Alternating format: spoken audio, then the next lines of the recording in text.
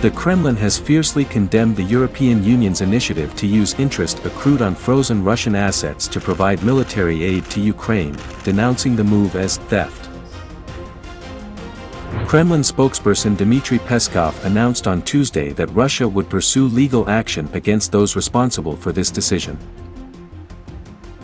On Monday, the EU's foreign policy chief, Josep Borrell, revealed that the first tranche of €1.4 billion in military aid for Ukraine, derived from the interest on frozen Russian assets, would be disbursed in early August.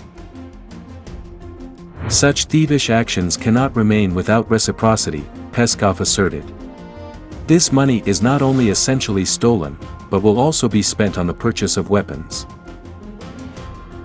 Peskov emphasized that Russia would seek all possible legal avenues against those involved in making and implementing these decisions, citing violations of international law and property rights.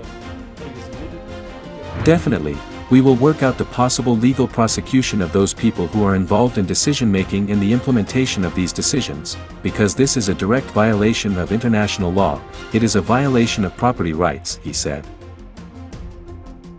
In response to Russian aggression in Ukraine since 2022, the United States and its allies froze around $300 billion of Russian sovereign assets, prohibiting transactions with Russia's central bank and finance ministry.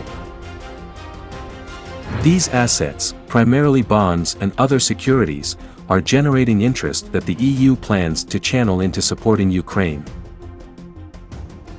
The EU expects the frozen assets to yield approximately €15 to €20 billion in profits by 2027.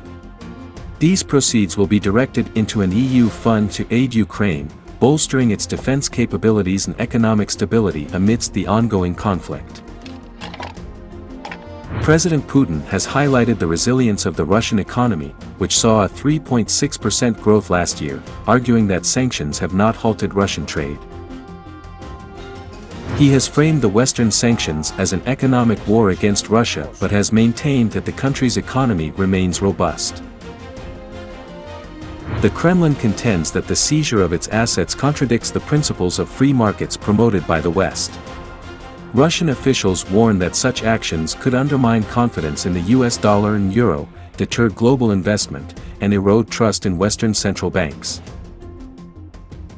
The Kremlin's denunciation of the EU's plan to use interest on frozen Russian assets for Ukraine shows the intensifying economic and legal confrontations stemming from the conflict.